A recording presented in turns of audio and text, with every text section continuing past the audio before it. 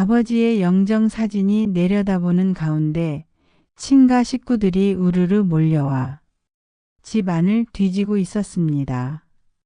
장례식이 끝난 지 겨우 하루밖에 안 됐는데 말이죠. 여기 통장은 어디 있어요? 금고 열쇠 어디 뒀는지 알죠? 보험 증서는 챙겼어요.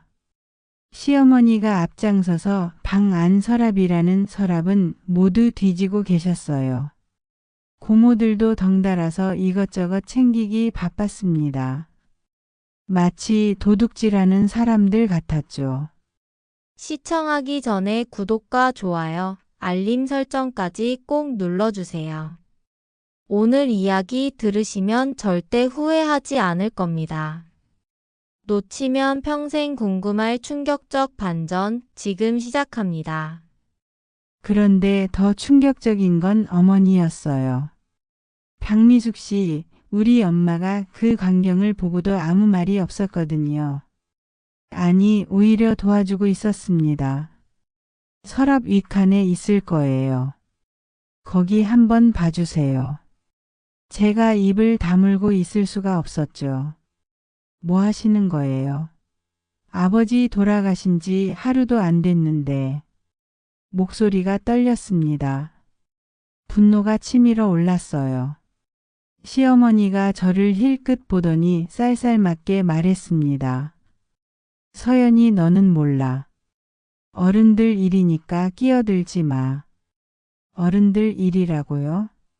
아버지가 평생 모아둔 재산을 이렇게 약탈하듯 가져가는 게 어른들 일이라고요. 더 기가 막힌 건 어머니의 반응이었어요. 저를 향해 눈짓을 하면서 조용히 하라고 하는 거예요. 그 순간 온몸에 소름이 돋았습니다. 뭔가 잘못됐어요. 뭔가 매우 잘못된 일이 벌어지고 있었죠. 저는 김서연입니다. 29살이에요. 대학을 졸업하고 회사에 다니면서 부모님과는 어느 정도 거리를 두고 살아왔어요. 주말에나 가끔 얼굴 보는 정도였죠. 아버지가 갑작스럽게 심장마비로 쓰러졌다는 연락을 받았을 때 저는 출장 중이었습니다. 급하게 달려왔지만 이미 늦었어요. 아버지는 영원히 제 곁을 떠나셨죠. 장례 기간 내내 뭔가 이상했어요. 어머니가 너무 차분했거든요. 슬픔보다는 무언가 다른 감정이 느껴졌습니다. 하지만 그때는 사람마다 슬픔을 표현하는 방식이 다르다고 생각했어요. 그런데 지금 이 광경을 보니 확신이 들었습니다. 어머니에게 뭔가 숨기고 있는 게 있어요. 시댁 식구들이 아버지 방에서 나오면서 서로 귓속말을 주고받았어요. 만족스럽다는 표정들이었죠. 그들이 떠나고 나자 집안이 쑥대밭이 됐습니다. 엄마 도대체 뭐예요? 왜 아무 말도 안 했어요? 어머니는 한숨을 쉬더니 거실 소파에 주저앉았어요. 서연아, 내가 모르는 게 너무 많아. 어른들 세계는 복잡해. 또 그런 식으로 대답하시네요. 저를 애 취급하시는 거죠. 하지만 전 이미 성인이에요. 알 권리가 있습니다. 그럼 설명해 주세요. 뭐가 그렇게 복잡한데요? 어머니의 얼굴이 굳어졌어요. 처음 보는 표정이었죠. 차갑고 날카로웠습니다. 지금은 때가 아니야. 나중에 얘기하자. 그 순간 현관벨이 울렸어요. 누군지 모르지만 타이밍이 묘했습니다. 어머니가 급하게 일어나서 문을 열어줬어요. 미수가 잘 있었어? 목소리만 들어도 남자인 걸 알 수 있었어요. 나이 든 남성의 목소리였죠. 어머니가 반갑다는 듯이 대답했습니다. 오빠 왔구나. 기다리고 있었어. 오빠? 외삼촌이 오셨나 봐요. 박철우 외삼촌이었습니다. 어머니보다 2살 많으신 분이죠. 외삼촌이 거실로 들어오면서 저를 보더니 씁쓸한 표정을 지었어요. 서연이구나. 많이 컸네. 아버지 일어서 힘들겠어. 위로의 말씀이었지만 뭔가 어색했어요. 진심이 느껴지지 않았거든요. 마치 형식적인 인사 같았습니다. 그 후로 어머니와 외삼촌이 부엌에서 작은 목소리로 대화를 나누기 시작했어요. 저는 거실에 혼자 남겨졌죠. 아버지의 영정 사진이 저를 내려다보고 있었어요. 자상하고 따뜻했던 아버지의 미소가 이제는 너무나 쓸쓸해 보였습니다. 아빠, 도대체 뭔 일이에요? 왜 모든 게 이상해졌죠? 마음속으로 물어봤지만 당연히 대답은 없었어요. 하지만 한 가지는 확실했습니다. 앞으로 제가 상상도 못했던 일들이 벌어질 거라는 건 말이에요. 부엌에서 들려오는 어머니와 외삼촌의 대화 소리가 점점 더 작아졌어요. 무슨 비밀스러운 얘기를 하는 것 같았습니다. 저는 그때까지만 해도 몰랐어요. 이 모든 게 시작에 불과하다는 것을요. 다음날 새벽 이상한 소리에 잠이 깼어요. 누군가 집 안을 돌아다니는 소리였습니다. 시계를 보니 새벽 5시더군요. 살그머니 방문을 열고 나가봤어요. 부엌 쪽에서 불빛이 새어나오고 있었습니다. 어머니와 외삼촌이 또 대화를 나누고 있었어요. 정말 확실해? 아무도 모르고 있는 거 맞지? 외삼촌의 목소리였어요. 뭔가 초조해 보였습니다. 걱정하지 마. 그 사람만 알고 있어. 하지만 이제 죽었으니까 문제없어. 그 사람이라니요? 아버지를 말하는 건가요? 어머니의 목소리가 너무 차갑게 들렸어요. 그래도 조심해야 해. 서연이가 눈치챌 수도 있거든. 제 이름이 나왔네요. 귀를 더 기울였습니다. 걱정 말라고. 그 애는 아무것도 몰라. 계속 모르게 할 거야. 온몸에 소름이 돋았어요. 제가 뭘 모른다는 거죠? 대체 무슨 비밀이 있다는 건가요? 발소리가 다가오는 게 들려서 급하게 방으로 돌아갔어요. 문을 살짝 닫고 침대에 누워 있는데 심장이 쿵쾅쿵쾅 뛰었습니다. 뭔가 심상치 않은 일이 벌어지고 있어요. 어머니와 외삼촌이 저를 속이고 있다는 게 확실해졌죠. 아침이 되자 외삼촌이 먼저 일어나서 준비를 했어요. 어머니도 평소보다 일찍 일어나시더군요. 둘 다 어딘가 나갈 채비를 하고 있었습니다. 어디 가세요?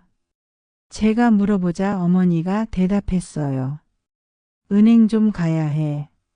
아버지 일 때문에. 그럴듯한 핑계였어요. 하지만 왜인지 믿어지지 않았습니다. 새벽에 나눈 대화 때문이었죠. 저도 같이 갈게요. 아니야, 너는 집에 있어. 어른들이 할 일이야. 또 그런 식으로 저를 배제시키네요. 점점 더 의심스러워졌습니다. 어머니와 외삼촌이 나가고 나자 집 안이 조용해졌어요. 저는 아버지 방으로 가봤습니다. 어제 시댁에서 뒤져놓은 흔적이 그대로 남아 있었어요. 서랍을 열어봤더니 정말로 많은 게 사라져 있었어요. 통장, 인감, 각종 서류들이 모두 없어졌습니다. 어머니가 허락했다고 해도 너무 빨랐어요. 그때 뭔가 이상한 걸 발견했어요. 책상 뒤쪽에 작은 쪽지가 떨어져 있었거든요. 아버지 글씨로 보였습니다. 정혜준 010-1234-5678 중요. 정혜준이라는 이름은 처음 들어봤어요. 아버지 친구 중에 그런 분이 있었나요? 전화번호까지 적어놨다는 건 정말 중요한 사람인 것 같았습니다. 한참을 고민하다가 전화를 걸어봤어요. 몇 번 신호음이 울리더니 남자 목소리가 들렸습니다. 여보세요. 안녕하세요. 저는 김서연이라고 하는데요. 아버지가 정혜준님 전화번호를 적어 놓으신 걸 봤어서요. 잠시 침묵이 흘렀어요. 아, 서연이구나. 김태원 씨 따님이지? 아버님이 돌아가셨다고 들었어. 정말 갑작스러웠지. 아버지를 아시는 분이 많네요. 목소리가 진심으로 안타까워하는 것 같았어요. 아버지가 왜 선생님 전화번호를 적어 놓으셨을까요? 또다시 침묵이 있었어요. 뭔가 말하기 어려운 게 있는 것 같았습니다. 전화로는 할 수 없는 얘기야. 시간 되면 만날 수 있을까? 아버님이 너에게 전해달라고 했던 말이 있거든. 심장이 빨리 뛰기 시작했어요. 아버지가 저에게 전해달라고 한 말이 있다고요? 언제든 괜찮아요. 오늘도 가능해요. 그럼 오후 3시에 명동 스타벅스에서 만날까? 검은색 정장에 안경 쓴 사람이야. 약속을 잡고 전화를 끊었어요. 마음이 복잡했습니다. 아버지가 돌아가시기 전에 저에게 하고 싶었던 말이 뭘까요? 점심시간이 되어도 어머니와 외삼촌은 돌아오지 않았어요. 대체 어디서 뭘 하고 있는 걸까요? 오후 2시쯤 집을 나섰어요. 명동까지 가는 동안 온갖 생각이 머릿속을 스쳐 지나갔습니다. 정혜준 씨는 약속한 곳에 먼저 와 있었어요. 검은색 정장에 안경을 쓴 중년 남성이었습니다. 나이는 60 정도로 보였어요. 서연이구나. 많이 컸네. 아버지 친구답게 저를 반갑게 맞아주셨어요. 하지만 표정이 심각했습니다. 아버지가 저한테 하고 싶었던 말이 뭔가요? 곧바로 본론으로 들어갔어요. 궁금해서 참을 수가 없었거든요. 정혜준 씨가 주변을 살피더니 조용한 목소리로 말했습니다. 내 어머니를 조심하라고 했어. 순간 머리가 하얘졌어요. 어머니를 조심하라고요? 무슨 말씀이세요? 아버님이 돌아가시기 일주일 전에 나를 만났거든. 그때 말씀하시길 자신에게 뭔가 생기면 서연이를 부탁한다고 하셨어. 아버지가 자신한테 뭔가 생길 걸 알고 계셨다는 말씀이세요. 정혜준 씨가 고개를 끄덕였어요. 그뿐만 아니야. 내 어머니와 외삼촌이 뭔가 계획하고 있다는 걸 눈치챘던 것 같아. 온몸이 차갑게 식었어요. 아버지가 어머니와 외삼촌을 의심하고 계셨다고요? 구체적으로 뭘 계획하고 있는 거예요? 재산 문제일 거야. 아버님 명의로 된 게 꽤 많거든. 부동산, 보험, 주식까지. 그 순간 떠오른 게 있었어요. 어제 친가에서 가져간 통장과 서류들 말이에요. 그럼 어머니가 지금 그 재산들을 정리하고 있는 건가요? 그럴 가능성이 높지. 하지만 문제는 그게 다가 아니라는 거야. 정혜준 씨의 표정이 더욱 심각해졌어요. 뭔가 더 있다는 말씀이세요? 아버님이 마지막에 이상한 말을 하셨거든.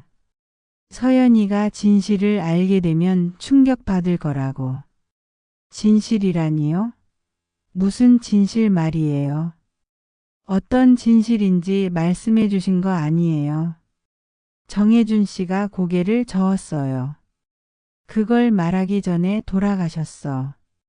하지만 한 가지는 확실해. 내 가족에게 큰 비밀이 있다는 거야. 카페 안이 갑자기 시끄럽게 느껴졌어요. 사람들의 웃음소리, 커피 내리는 소리, 모든 게 멀리서 들려오는 것 같았습니다. 제가 뭘 해야 하죠? 일단 조심해. 내 어머니와 외삼촌이 뭘 하는지 지켜봐. 그리고 이상한 일이 생기면 언제든 연락해. 정혜준 씨가 명함을 주면서 말했어요. 아버님이 마지막까지 걱정한 건 너였어. 꼭 조심하라고 몇 번이나 강조하셨거든. 집으로 돌아가는 길이 참 길게 느껴졌어요. 머릿속이 복잡했습니다. 아버지가 어머니를 의심했다니요. 도대체 무슨 일이 벌어진 거죠? 집에 도착했을 때 어머니와 외삼촌이 이미 돌아와 있었어요. 둘 다 만족스러운 표정이었습니다. 어디 갔다 왔어? 어머니가 물어봤어요. 산책 좀 하고 왔어요. 거짓말이었지만 어쩔 수 없었어요. 정혜준 씨를 만났다고 하면 안 될 것 같았거든요. 저녁 시간이 되자 외삼촌이 뭔가 제안했어요. 미수가, 서연이도 이제 알 때가 된 것 같은데? 어머니가 잠깐 망설이더니 고개를 끄덕였어요. 그래, 알려줘야겠어. 뭔가 중대한 발표를 할 것 같은 분위기였어요. 저는 긴장하며 기다렸습니다. 서연아, 앉아봐. 할 얘기가 있어. 어머니의 목소리가 평소보다 무거웠어요. 이제야 뭔가 말해주려는 건가요? 하지만 동시에 불안했어요. 정혜준 씨가 한 말이 계속 머릿속을 맴돌았거든요. 어머니를 조심하라고 했던 말이요. 과연 어머니가 무슨 말을 할까요? 그리고 그 말이 저에게 어떤 충격을 줄까요? 거실의 시계 소리만 똑딱똑딱 울리고 있었어요. 마치 시한폭탄이 터지기 직전 같은 느낌이었습니다. 서연아, 사실 내 아버지한테 문제가 좀 있었어. 어머니가 입을 열었어요. 외삼촌은 옆에서 심각한 표정으로 지켜보고 있었습니다. 무슨 문제요? 가슴이 두근거렸어요. 정혜준 씨가 했던 말이 떠올랐거든요. 빚이 있었어. 꽤 많은 빚이. 순간 머리가 하얘졌어요. 아버지가 빚을 지셨다고요? 그런 소리는 처음 듣는데요. 얼마나요? 3억 정도 돼. 내가 모르는 사이에 사업을 하다가 실패한 거야. 3억이라니요. 상상도 못했던 금액이었어요. 하지만 뭔가 이상했습니다. 아버지가 사업을 하신다는 얘기는 들어본 적이 없거든요. 무슨 사업을 하셨는데요? 주식 투자 같은 거야. 친구들이랑 함께 했는데 다 날린 거지. 외삼촌이 대신 대답했어요. 그런데 목소리에 확신이 없었습니다. 그럼 지금 그 빚을 어떻게 해야 하는 거예요? 다행히 집이랑 보험이 있잖아. 그걸로 해결할 수 있어. 어머니의 말을 들으니 어제 친가에서 가져간 서류들이 떠올랐어요. 그래서 그렇게 급하게 정리한 건가요? 그런데 왜 이제야 말씀해 주세요? 장례식 때 말씀하셨으면 됐잖아요. 어머니와 외삼촌이 서로 눈빛을 주고받았어요. 뭔가 더 숨기는 게 있는 것 같았습니다. 너한테 충격일까 봐 망설였어. 아버지 돌아가신 것도 힘든데 이런 얘기까지 하면 그럴듯한 이유였어요. 하지만 여전히 뭔가 석연치 않았습니다. 구체적으로 누구한테 빚을 진 건가요? 개인들이야. 친구들 돈도 있고 사채업체 돈도 있고. 외삼촌이 대답했는데 점점 더 의심스러워졌어요. 아버지가 사채를 쓰실 분이 아닌데요. 증거 같은 게 있어요. 차용증이라든지. 순간 어머니의 얼굴이 굳어졌어요. 증거가 왜 필요해? 엄마 말을 못 믿겠다는 거야? 목소리가 날카로워졌습니다. 뭔가 건드리면 안 되는 부분을 건드린 것 같았어요. 그런 게 아니에요. 그냥 궁금해서요. 궁금한 게 너무 많아, 너는. 어른들이 알아서 처리할 테니까 신경 쓰지 마. 또 그런 식으로 저를 배제시키네요. 점점 더 화가 났습니다. 제가 아버지 딸인데 신경 쓰지 말라고요? 저도 알 권리가 있어요. 알 권리? 웃기지 마. 너는 그냥 시키는 대로 하면 돼. 어머니의 태도가 완전히 달라졌어요. 평소에 자상한 모습은 온데간데 없고 차갑고 날카로웠습니다. 외삼촌이 중재에 나섰어요. 미수가 너무 그러지 마. 서연이도 이해하려고 하는 거잖아. 오빠는 가만히 있어요. 제가 딸을 어떻게 키울지는 제가 정할 거예요. 분위기가 점점 험악해졌어요. 어머니가 이렇게 화를 내는 걸 본 게 처음이었습니다. 저는 더 이상 참을 수가 없었어요. 엄마가 뭔가 숨기고 있다는 걸 알아요. 새벽에 외삼촌이랑 무슨 얘기하는 것도 들었어요. 어머니와 외삼촌의 얼굴이 동시에 굳어졌어요. 제대로 찔렀나 봅니다. 뭘 들었다는 거야? 어머니의 목소리가 위협적으로 변했어요. 저를 속이고 있다는 거요. 제가 뭔가 모르게 하겠다고 했잖아요. 순간 거실이 조용해졌어요. 외삼촌이 한숨을 쉬더니 어머니를 보며 말했습니다. 이제 다 말하는 게 나을 것 같은데. 아니야, 아직 때가 아니야. 언제까지 숨길 거야? 어차피 다 알게 돼. 둘이서 실랑이를 벌이는 동안 저는 더욱 확신이 들었어요. 분명히 뭔가 큰 비밀이 있습니다. 그때 현관벨이 울렸어요. 또 누가 온 건가요? 어머니가 문을 열어보니 낯선 남자 2명이 서 있었어요. 정장을 입고 있었는데 뭔가 무서워 보였습니다. 박미숙 씨 맞으시죠? 네, 그런데 누구세요? 김태원 씨 빚 문제로 왔습니다. 돈 받으러 왔어요. 아, 진짜로 빚쟁이들이 온 거네요. 그럼 어머니 말이 맞는 건가요? 하지만 이상했어요. 아버지가 돌아가신 지 사흘밖에 안 됐는데 벌써 찾아온다고요? 지금은 좀 곤란한데요. 장례 끝난 지 얼마 안 됐거든요. 그런 거 우리가 알 바 아니에요. 약속한 날짜가 지났어요. 남자들이 집 안으로 들어왔어요. 어머니가 막지 못했습니다. 얼마인데요? 외삼촌이 물어봤어요. 원금이랑 이자해서 3억 5천이에요. 어머니가 말한 것보다 5천만 원이 더 많았어요. 이자가 붙은 건가요? 한 번에 줄 수는 없고요. 분할로 주면 안 되나요? 분할은 안 돼요. 일주일 안에 다 갚으세요. 안 그러면 집부터 압류할 거예요. 남자들의 말에 어머니 얼굴이 하얘졌어요. 하지만 뭔가 이상했습니다. 진짜 빚쟁이라면 이렇게 예의 바르게 말할까요? 알겠습니다. 일주일 안에 준비하겠어요. 어머니가 대답하자 남자들이 나갔어요. 그들이 떠나고 나자 집안이 다시 조용해졌습니다. 엄마, 정말 일주일 안에 3억을 마련할 수 있어요? 집을 팔면 돼.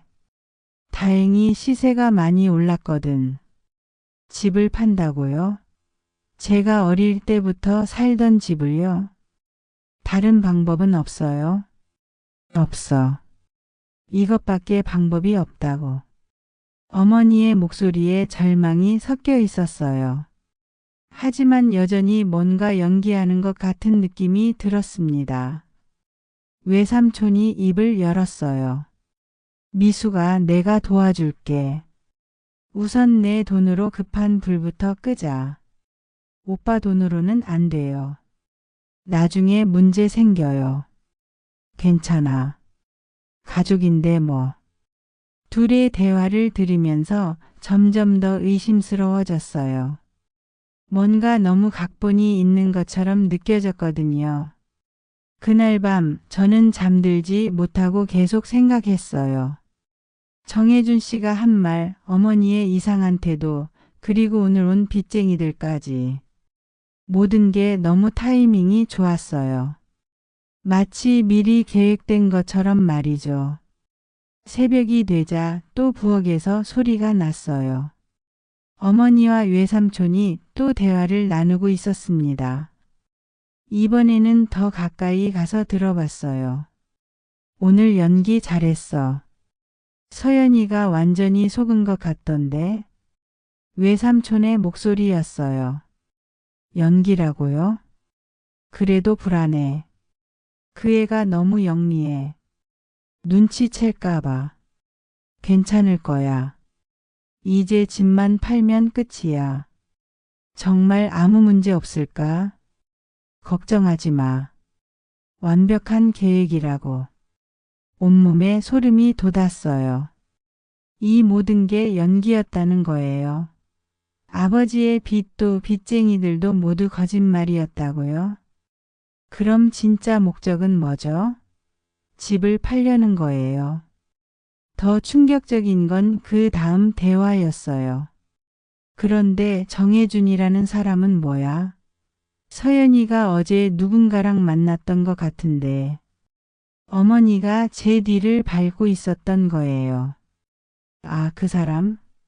김태원이랑 친했던 친구야. 혹시 뭔가 알고 있을지도 몰라. 위험하지 않을까? 괜찮아. 그 사람도 별로 아는 게 없을 거야. 김태원이 죽기 전에 만났다고 하던데 뭔 얘기를 했는지는 모르겠지만 아버지가 정혜준 씨를 만난 것도 알고 있었네요. 대체 어떻게 그런 걸 다 아는 거죠? 그래도 조심해야 해. 서연이가 그 사람한테서 뭔가 들었을 수도 있어. 알겠어. 내일 서연이한테 물어봐 볼게. 더 이상 듣고 있을 수가 없었어요. 급하게 방으로 돌아가서 문을 닫았습니다. 머릿속이 복잡했어요. 어머니와 외삼촌이 저를 완전히 속이고 있었어요. 아버지의 빚은 거짓말이고 진짜 목적은 따로 있는 거였죠. 그럼 정혜준 씨가 한 말이 맞는 거네요. 어머니를 조심하라고 했던 말이요. 하지만 대체 왜 그러는 거죠? 집을 팔아서 뭘 하려는 건가요? 아침이 되자 어머니가 제 방으로 들어왔어요. 서연아, 어제 어디 갔었는지 정확히 말해봐.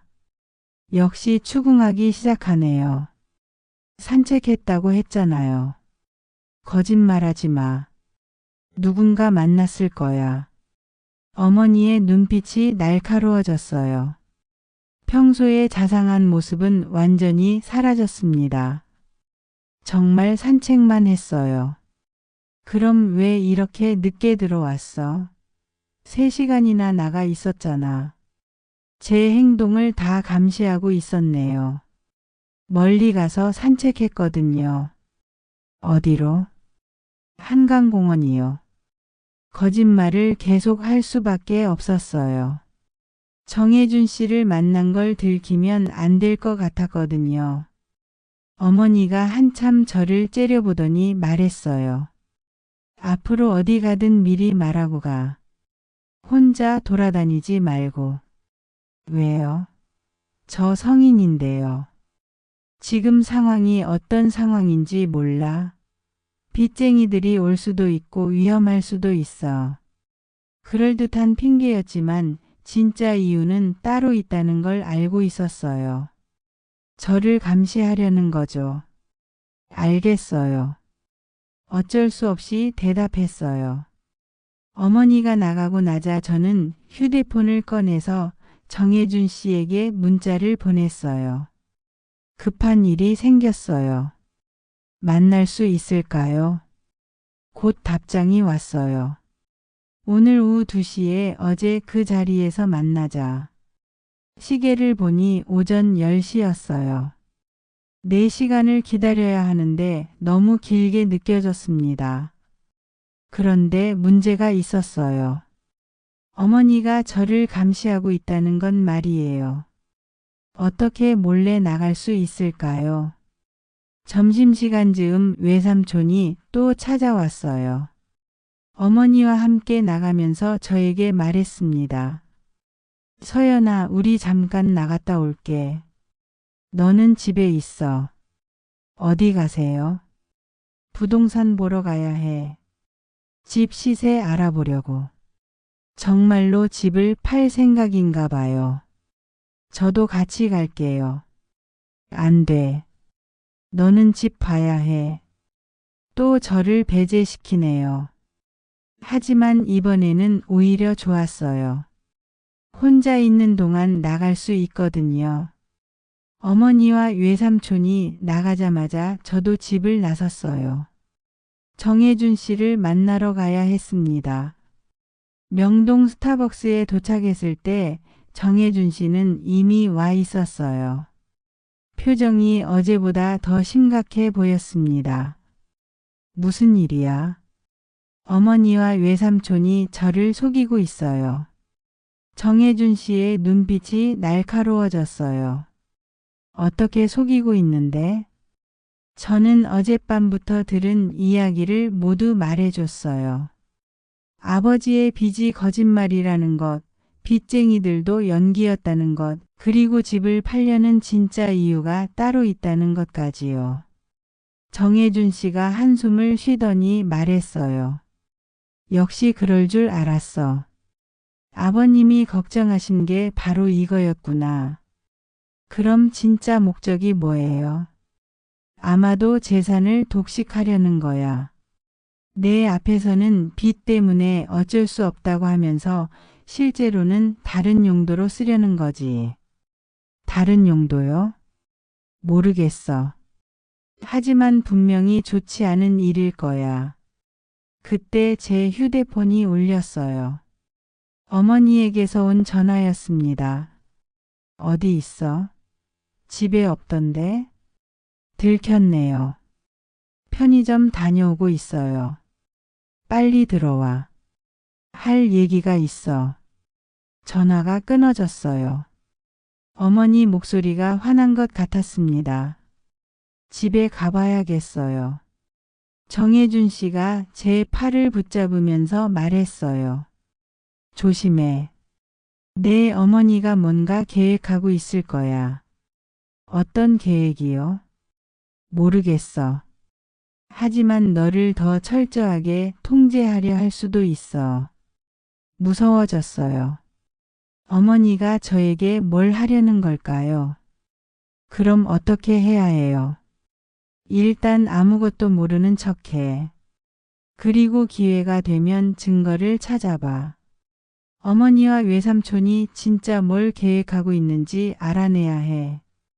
집으로 돌아가는 길이 무겁게 느껴졌어요.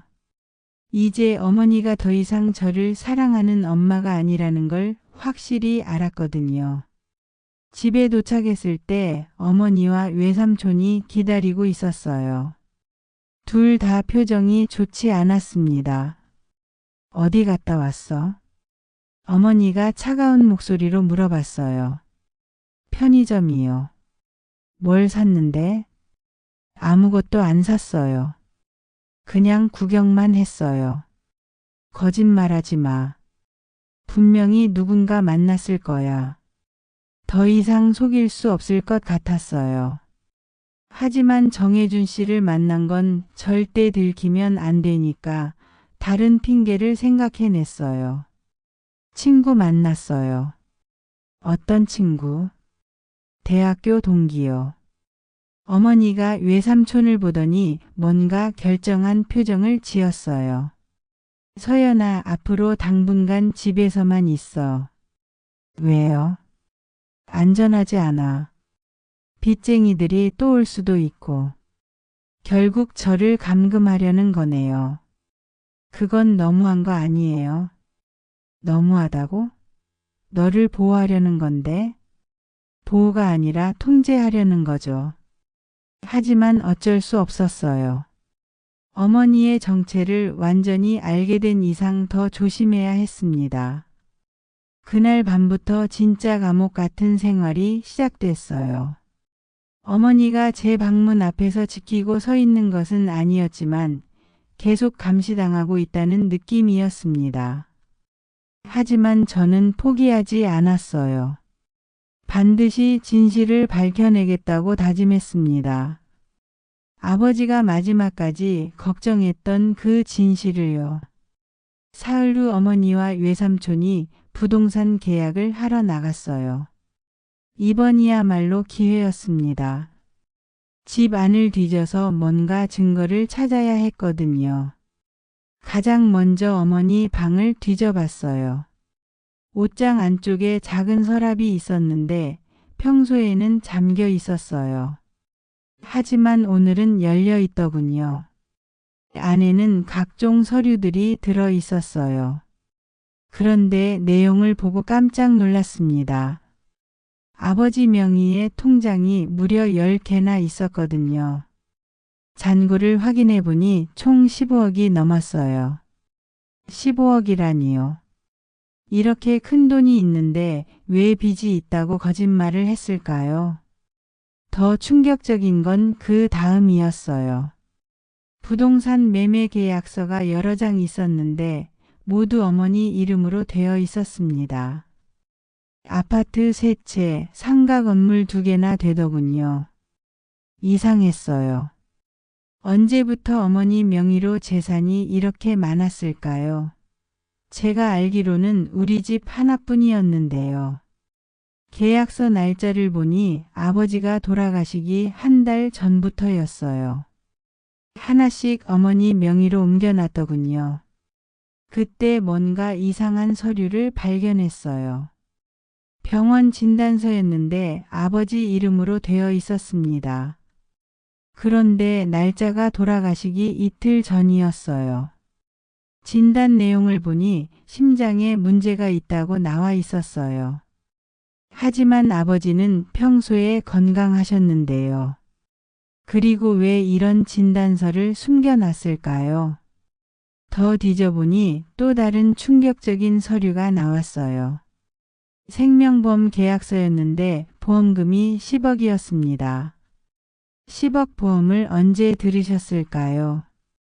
계약일을 보니 역시 한 달 전이었어요. 아버지가 돌아가시기 한 달 전에 갑자기 큰 보험을 들었다는 거죠. 온몸에 소름이 돋았어요. 이 모든 게 우연일까요? 아니면 그때 현관문 열리는 소리가 들렸어요. 어머니와 외삼촌이 돌아온 거예요. 급하게 서류들을 정리하고 제 방으로 뛰어갔습니다. 문을 닫고 나서도 심장이 쿵쾅쿵쾅 뛰었어요. 방금 본 것들이 현실 같지 않았거든요.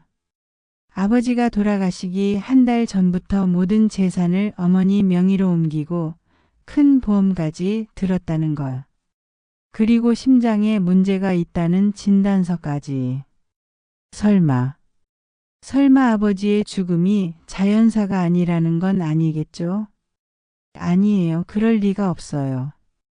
아무리 그래도 어머니가 그런 일을 할 리는 없잖아요. 하지만 의심은 계속 커져만 갔어요.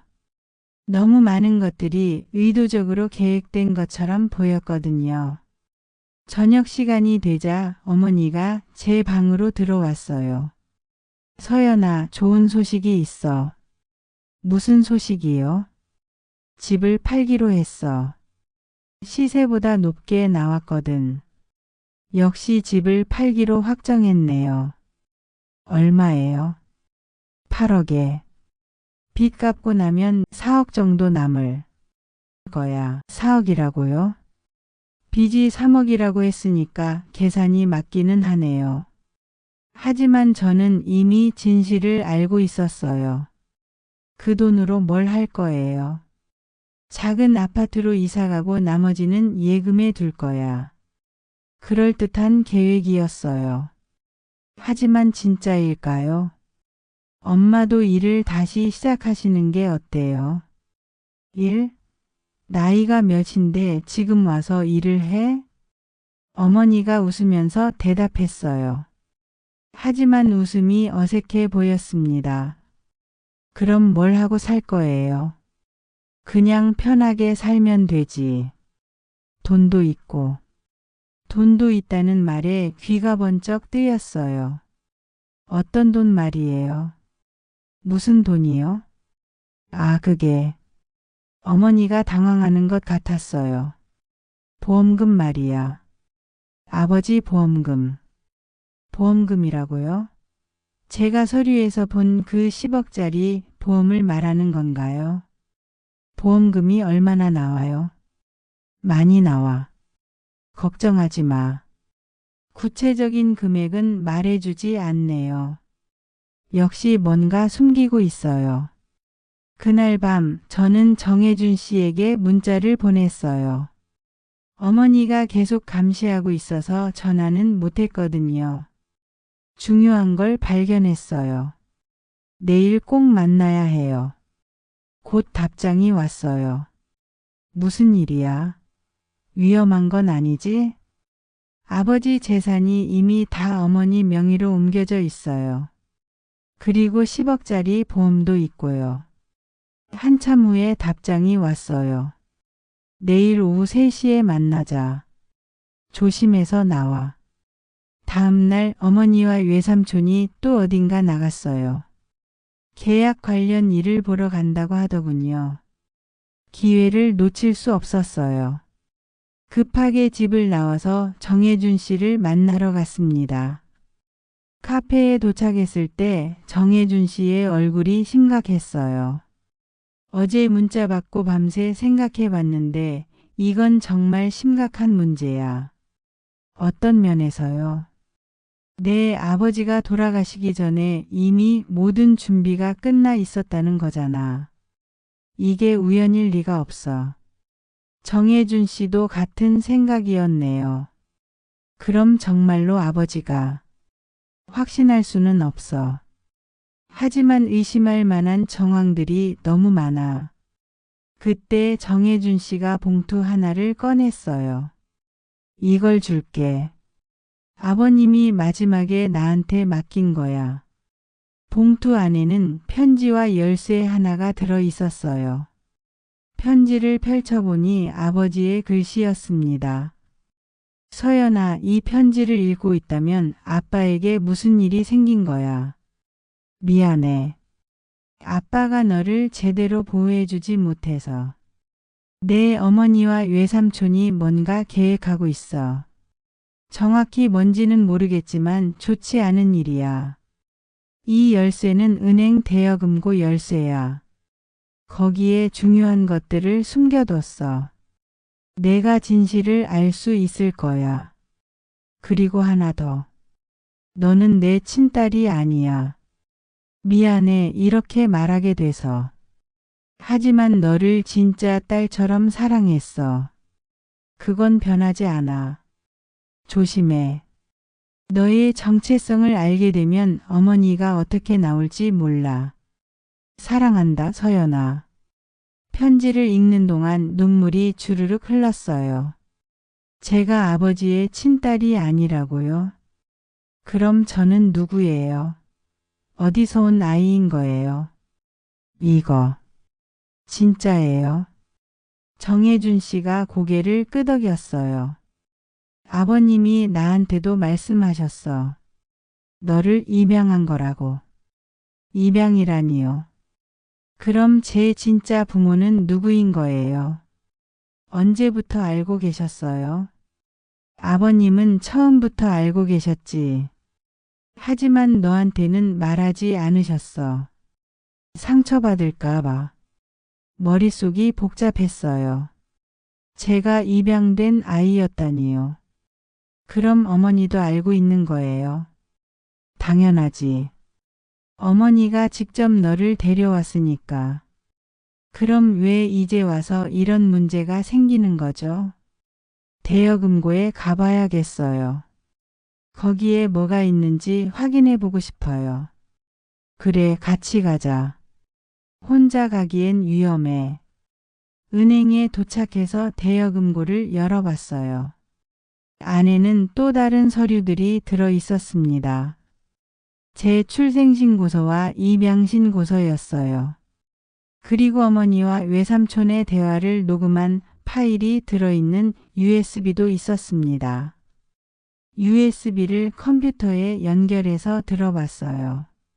미수가, 서연이 문제는 어떻게 할 거야? 외삼촌의 목소리였어요. 그 애는 입양된 애잖아. 법적으로 상속권이 있긴 하지만 우리가 잘 처리하면 돼. 어떻게? 일단 모든 재산을 내 명의로 옮겨놨으니까 문제없어. 서연이한테는 아무것도 안 줄 거야. 그래도 괜찮을까? 나중에 법적 문제가 생기면 어쩌지? 괜찮아. 입양된 애 주제에 뭘 바라겠어? 그냥 쫓아내면 끝이야. 쫓아낸다고요? 저를 쫓아낸다는 말이에요. 녹음 파일은 계속 이어졌어요. 그런데 김태원이 죽기 전에 뭔가 눈치챈 것 같던데. 그래서 빨리 처리한 거잖아. 빨리 처리했다고요? 이건 무슨 말이에요? 약 효과가 확실했어. 심장마비로 죽으니까 아무도 의심하지 않겠지. 약이라고요? 아버지를 독살했다는 말인가요? 온몸에 소름이 돋았어요. 정말로 어머니가 아버지를 죽인 거예요. 정혜준 씨도 충격받은 표정이었어요. 이건 살인이야. 어떻게 해야 해요? 경찰에 신고해야 해. 이 증거면 충분해. 하지만 무서웠어요. 어머니가 정말로 사람을 죽일 수 있는 사람이었다니요. 그런데 왜 저를 임양했을까요? 그리고 왜 지금 와서 이런 짓을 하는 거죠? 정혜준 씨가 생각해 보더니 말했어요. 아마도 처음에는 진짜로 너를 키우려고 했을 거야. 하지만 내 아버지가 많은 재산을 모으게 되면서 욕심이 생긴 거지. 그래서 아버지를 죽이고 저까지 쫓아내서 혼자 다 가지려는 거군요. 그런 것 같아. 정말 끔찍한 일이야. 집으로 돌아가는 길에 머릿속이 복잡했어요. 어머니가 아버지를 죽였고 저를 쫓아낼 계획까지 세우고 있었다니요. 그리고 제가 입양된 아이라는 것도요. 이 모든 게 현실 같지 않았어요. 집에 도착했을 때 어머니와 외삼촌이 기다리고 있었어요. 둘 다 표정이 좋지 않았습니다. 어디 갔다 왔어? 어머니가 차가운 목소리로 물어봤어요. 산책 갔다 왔어요. 거짓말하지 마. 누군가 만났다는 거 다 알고 있어. 들켰네요. 어떻게 알았을까요? 누굴 만났는지 말해봐. 외삼촌도 위협적으로 말했어요. 더 이상 숨길 수가 없을 것 같았어요. 정혜준 아저씨 만났어요. 어머니와 외삼촌의 얼굴이 동시에 굳어졌어요. 그 사람이 뭐라고 했어? 아무 말도 안 했어요. 그냥 아버지 얘기만 했어요. 거짓말하지 마. 분명히 뭔가 들었을 거야. 어머니가 제게 다가오면서 말했어요. 눈빛이 무서웠습니다. 정말 아무것도 안 들었어요. 그럼 이건 뭐야? 외삼촌이 뭔가를 꺼내 보였어요. 아버지가 쓴 편지였습니다. 어떻게 그걸 가지고 있는 거죠? 분명히 저만 가지고 있었는데요. 내 가방에서 나온 거야. 지금까지 우리를 속였구나. 가방을 뒤졌나 봐요. 집에 돌아오자마자 가방을 뒤져서 편지를 찾아낸 거군요. 그럼 다 알고 있는 거네. 내가 입양된 애라는 것도 더 이상 숨길 필요가 없어졌네요. 네, 알고 있어요. 그리고 어머니가 아버지를 죽인 것도요. 순간 어머니의 얼굴이 하얘졌어요. 뭐라고? 다 들었어요. 독을 써서 아버지를 죽인 거 말이에요. 어머니가 외삼촌을 보더니 뭔가 결정한 표정을 지었어요. 이제 어쩔 수 없겠네. 외삼촌이 문을 잠그면서 말했어요. 서연이, 너 이제 여기서 못 나가. 감금하려는 거예요. 왜요? 제가 뭘 잘못했다고요? 잘못한 게 아니야. 그냥 너무 많이 알아버렸어. 어머니가 차갑게 말했어요. 경찰에 신고할 거예요. 신고? 누가 믿겠어? 증거도 없으면서. 하지만 저에게는 USB가 있었어요. 녹음 파일이 들어있는 증거 말이에요. 증거 있어요. 어머니 목소리로 녹음된 파일이요. 어머니와 외삼촌이 동시에 놀란 표정을 지었어요. 그게 어디 있어? 말 안 해요. 말하지 않으면 어떻게 될지 알아? 외삼촌이 위협적으로 말했어요. 하지만 저는 굴복하지 않았어요. 아버지가 마지막까지 저를 보호하려고 했으니까 저도 끝까지 진실을 지켜야 했어요.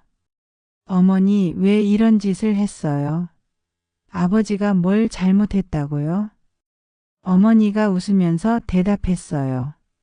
하지만 그 웃음이 너무 차가웠습니다. 잘못한 게 아니야. 그냥 방해가 됐을 뿐이지. 방해요? 우리가 원하는 걸 하는데 방해가 됐어. 그래서 없앤 거야. 정말 냉혹한 사람이었어요. 이런 사람이 저를 키웠다니 믿어지지 않았습니다. 그럼 저도 방해되니까 없애려는 거예요. 없애지는 않을 거야. 그냥 조용히 사라져줬으면 좋겠어. 사라지라고요? 제가 어디로 가라는 건가요? 갈 곳이 없는데요. 그건 내 문제지 우리 문제가 아니야. 정말 잔인한 말이었어요. 29년간 키워준 딸에게 할 수 있는 말인가요? 그때 현관벨이 울렸어요. 누가 온 걸까요? 어머니가 인터폰을 확인해 보더니 당황한 표정을 지었어요. 경찰이야. 경찰이라고요? 누가 신고한 걸까요? 정혜준 씨가 신고했나 봐요. 제가 집에 안 들어온다고 걱정해서 말이에요. 어떻게 하지? 외삼촌이 당황해하고 있었어요. 일단 숨어. 아무것도 모르는 척해야 해. 하지만 이미 늦었어요. 문을 두드리는 소리가 점점 커졌거든요. 김서연 씨 있습니까? 경찰입니다. 제 이름을 부르고 있어요. 정말 정혜준 씨가 신고한 것 같네요. 어머니가 저를 보며 경고했어요. 이상한 소리 하면 죽는 줄 알아. 하지만 저는 더 이상 무서워하지 않았어요. 진실을 밝힐 기회가 온 거니까요. 문을 열자 경찰관 2명이 들어왔어요. 신고를 받았는데요. 김서연 씨가 실종됐다고 하던데 정혜준 씨가 정말 신고했네요. 실종된 게 아니에요. 여기 있잖아요. 어머니가 대답했어요. 하지만 저는 기회를 놓치지 않았어요. 경찰관님, 할 말이 있어요. 어머니가 저를 노려봤지만 상관없었어요. 우리 어머니가 아버지를 죽였어요. 그리고 저를 감금하려고 했고요. 경찰관들이 놀란 표정을 지었어요. 무슨 말씀이신지? 증거도 있어요. 녹음 파일이요. 드디어 진실을 말할 수 있게 됐어요. 더 이상 숨지 않을 거예요. 경찰서에서 모든 진술을 마쳤어요. USB에 들어있던 녹음 파일이 결정적인 증거가 되었습니다. 어머니와 외삼촌은 체포됐고 저는 비로소 자유로워질 수 있었어요. 하지만 마음이 편하지는 않았어요. 29년간 저를 키워준 사람이 아버지를 죽인 살인자였다니요. 그리고 저마저 버리려고 했다는 사실이 너무 충격적이었거든요. 정혜준 씨가 경찰서 밖에서 저를 기다리고 있었어요. 고생 많았어. 이제 다 끝났구나. 네, 그런데 이제 어떻게 살아야 할지 모르겠어요. 정말이었어요. 집도 없고 가족도 없고 저는 이제 완전히 혼자가 된 거잖아요. 걱정하지 마. 내 아버지가 마지막에 부탁한 게 있거든. 무슨 부탁이요? 너를 부탁한다고 하셨어. 그래서 준비해 둔 게 있어. 정혜준 씨가 또 다른 봉투를 꺼냈어요. 이건 내 아버지가 너만을 위해 따로 마련해 둔 거야. 4명의 통장이 있어. 제 명의 통장이라고요? 봉투를 열어보니 통장과 함께 또 다른 편지가 들어 있었어요. 서연아, 이 돈은 너만을 위한 거야. 3억 정도 돼. 이걸로 새로운 시작을 해. 내가 입양된 아이라는 걸 알게 되면 충격받을 거라는 걸 알아. 하지만 한 가지는 확실히 해줘. 아빠는 너를 진짜 딸보다 더 사랑했어. 내가 3살 때 우리 집에 온 첫날을 기억해. 얼마나 작고 예뻤는지.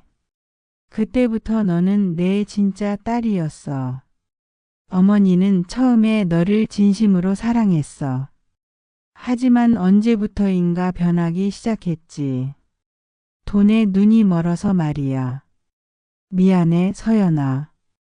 아빠가 너를 제대로 보호해주지 못해서. 이제 자유롭게 살아. 내가 원하는 대로 살면 돼. 아빠는 항상 너를 응원할 거야. 편지를 읽으면서 눈물이 또 났어요. 아버지의 사랑이 느껴졌거든요. 비록 피는 섞이지 않았지만 진짜 아버지였어요. 고마워요, 아저씨. 아버지가 아니었으면 저는 어떻게 됐을지 몰라요. 내 아버지가 정말 좋은 분이셨어. 마지막까지 너만 걱정하셨으니까. 그날 밤 작은 원룸을 구해서 이사했어요. 새로운 시작이었습니다. 모든 게 낯설고 무서웠지만 그래도 희망이 있었어요. 며칠 후 어머니가 구치소에서 면회를 신청했어요. 처음에는 만나고 싶지 않았는데 마지막으로 한번 보자고 생각했어요. 구치소에서 만난 어머니는 많이 초라해 보였어요. 예전에 당당했던 모습은 온데간데 없었습니다. 서연아, 미안해. 첫마디가 사과였어요. 뭐가 미안하다는 거예요? 다 미안해. 너를 이렇게 만든 것도 내 아버지를 그렇게 한 것도. 이제 와서 미안하다고 하면 뭐해요? 이미 돌이킬 수 없는데요. 왜 그런 짓을 했어요? 아버지가 뭘 잘못했다고요? 잘못한 건 없어. 그냥 욕심이 생겼어. 돈이 너무 많으니까 혼자 가지고 싶어진 거야. 솔직한 대답이었어요. 결국 돈 때문이었던 거죠. 그럼 저는 뭐예요? 29년 동안 키워준 딸은 뭐가 되는 거예요? 어머니가 한참 동안 말을 못하더니 고백했어요. 처음에는 정말 사랑했어. 너를 진짜 딸처럼 생각했지. 하지만 시간이 지나면서 내가 입양된 애라는 게 자꾸 신경 쓰였어. 그래서 버리려고 한 거예요. 미안해. 정말 미안해. 미안하다는 말만 계속하네요. 하지만 그 말이 진심인지는 의문이었어요. 후회해요. 많이 해. 너무 많이 후회하고 있어. 그 순간 어머니의 눈에서 눈물이 흘렀어요. 진짜 눈물 같았습니다. 서연아, 나를 용서해 줄 수 있을까? 용서라고요? 아버지를 죽이고 저를 버리려고 한 사람을 용서하라고요? 모르겠어요. 지금은 모르겠어요. 정직한 대답이었어요. 지금 당장은 용서할 수 없었거든요. 그래도 언젠가는 용서해 줬으면 좋겠어. 어머니의 목소리에 간절함이 있었어요. 하지만 저는 아무 대답도 할 수 없었습니다. 면회가 끝나고 나오면서 복잡한 심정이었어요. 미워해야 할 사람인데 완전히 미워할 수는 없었거든요. 29년간의 정이 있으니까요. 하지만 용서는 다른 문제였어요. 시간이 지나야 알 수 있을 것 같았습니다. 한 달 후 모든 법적 절차가 끝났어요. 어머니는 15년형을 받았고 외삼촌은 10년형을 받았습니다. 살인 공모죄였죠. 아버지의 재산은 제가 상속받게 됐어요. 입양된 아이지만 법적으로는 딸이었으니까요. 하지만 그 돈을 쓰는 게 마음 편하지는 않았어요. 그래서 절반은 사회에 기부하기로 했어요. 아버지도 그렇게 하길 원하실 것 같았거든요. 새로운 집에서 새로운 생활을 시작했어요. 회사도 그만두고 작은 카페를 열었습니다. 아버지가 좋아하셨던 커피를 파는 곳이에요. 카페 이름은 아빠의 추억이라고 지었어요. 아버지를 기리는 뜻에서요. 손님들이 커피를 마시면서 행복해하는 모습을 보면 마음이 따뜻해져요. 이런 소소한 행복이 진짜 행복인 것 같아요. 가끔 정혜준 씨가 찾아와서 아버지 이야기를 해주세요. 제가 어렸을 때 얼마나 예뻤는지, 아버지가 얼마나 자랑스러워 하셨는지요. 그런 이야기를 들으면 아버지가 옆에 있는 것 같아요. 비록 피는 섞이지 않았지만 진짜 아버지였다는 걸 느낄 수 있거든요. 지금도 가끔 궁금해요. 제 진짜 부모는 누구일까요? 왜 저를 버렸을까요? 하지만 더 이상 찾고 싶지는 않아요.